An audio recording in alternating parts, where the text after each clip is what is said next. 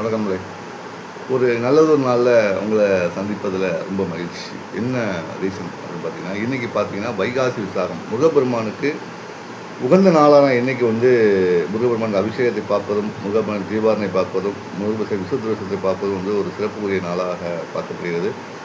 வைகாசி விசாகம் என்பது முருகப்பெருமான் அவதரித்த ஒரு நன்னாள். இந்த நன்னாளில் முருகப்பெருமானை ஆலயம் தேடி சென்று தொழுவது நமக்கு சால சிறந்ததுன்னு முன்னோர்களே சொல்லியிருக்காங்க. அந்த வகையில் இன்றைக்கி கோயிலுக்கு கண்டிப்பாக நீங்கள் போயிட்டு வாங்க. எதுக்கு இந்த வைகாசி விசாகம் சிறப்பாக நம்ம சொல்கிறோம் அப்படின்னு நீங்கள் பார்த்தீங்கன்னா, முருகப்பெருமானுக்கு முகந்த நாள் நிறைய நாட்களாக இருந்தாலும் இந்த நாளை நம்ம குறிப்பிட்டு சொல்வதற்கு ஒரே ஒரு காரணம் சொல்லலாம். அதாவது உங்கள் தைனா உங்கள் தைப்பூசம், வைகாசினா வைகாசி விசாகம், கார்த்திகை, அந்த மாதிரி பங்குனினா பங்குனி உத்திரம் இப்படி முக்கியமான நாட்களில் முன்னோர்கள் ஒத்துருக்காங்க. பங்குனி உத்திரம் குலதெய்வ வழிபாடு வச்சுருக்காங்க. அது முருகனுக்கு உகந்த நாள் தான்.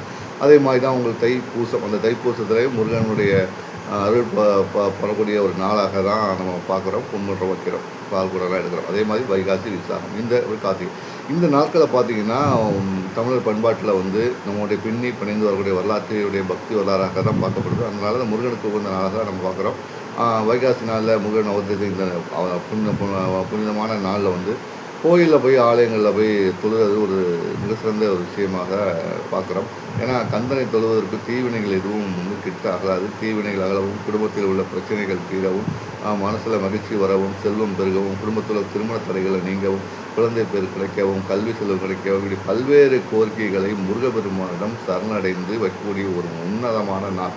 இந்த நாள் முழுவதுமே முருகப்பெருமானுக்கு உகந்த நாளாக தான் இருக்கும். அதனால் நீங்கள் கோயிலெலாம் போய் பார்த்தீங்கன்னா தெரியும், பக்தர்கள் தன்னுடைய வாயில் அழகு குத்தியும் பால் குடம் எடுத்தும் காவடி எடுத்தும் நேர்த்திக்கடன் செலுத்துறதை நீங்கள் பார்க்க முடியும்.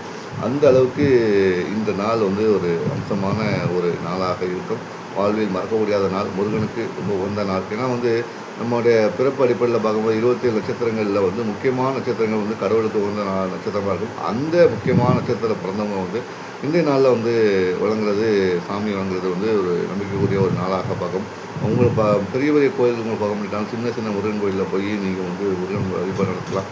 சின்னது பெரியது இந்த வழிபாடு கிடையாது. முருகன் நீங்கள் எங்கே நினைத்தாலும் நினைத்த மாற்றத்திலே அருள்கூடியவர் தான் முருகன். அதான் அழகன் முருகன், உங்கள் கவலைகள் தீர்க்கக்கூடிய முருகன். அதனால் நம்ம அந்த கோயிலுக்கு போலியே, இந்த கோயிலுக்கு போலியே, அந்த கோயிலுக்கு போயிருந்தால் நல்லா இருக்கணுமே, இந்த கோயிலுக்கு போய் நல்லா இருந்துமே அப்படிங்கிறதான் உங்கள் மன பிரமையை பொறுத்து தான். எல்லா கோயிலையும் முருகன் குடியிருப்பான். சொல்லப்போனால் உங்கள் வீட்டிலேயே முருகன் இருக்கார். எங்கேயும் போக மாட்டாலும் உங்கள் வீட்டில் நீங்கள் அதிகாலையிலே எழுந்து குளித்து வீட்டில் உள்ள முருகன் படத்துக்கு முன்னால், வள்ளி தெய்வானியில் இருக்கும் முருகன் படத்துக்கு முன்னால் நீங்கள் கும்பிட்டு ஒரு நாள் விரதம் இருந்து பாருங்கள். உங்கள் வாழ்க்கையில் அப்படி ஒரு அற்புதங்கள் நிகழும், கண்டிப்பாக நிகழும். அப்படி ஒரு அற்புதம் நிகழும், நினைத்த காரியமும் நடக்கும். அத்தகைய சிறப்புரிய ஒரு நாளாக தான் முருகப்பெருமான் நமக்கு காட்சியளிக்கிறார். அந்த அடிப்படையில் இந்த நாள் உங்களுக்கு நல்ல நாளாக அமையும். ஏறி நீங்கள் வந்தால் மலை படியிறங்கி முருகன் கைப்பிடித்து அலை செல்வான் தான் வரலாற்றுக்கு புராணங்கள் இருக்காங்க. அதாவது முத்துக்குமரன் எப்படின்னா அன்பு கட்டுப்பட்டவர். உங்களுக்கு காசு, பணம், பதவி எல்லாத்துக்கும் அப்பாற்பட்டு இருக்கவன் தான் முருகப்பெருமான்.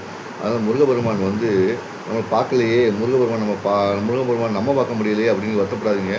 கோபத்துக்கு வெளியே நீங்கள் நின்னால் கூட முருகன் கருவறையிலிருந்து வெளியே கோபத்துக்கு முன்னால் உங்களுக்கு காட்சியளிப்பார். அவ்வளோ கூட்டம் இருந்தாலும் உங்களை பார்க்கணும்னு நினச்சிட்டானா அந்த கருவறையிலேருந்து வெளியே கோபுரவாசலில் உங்களை காட்சியளிப்பார். தான் கோபுர தரிசனம் கோடி புண்ணியம் சொல்லுவாங்க.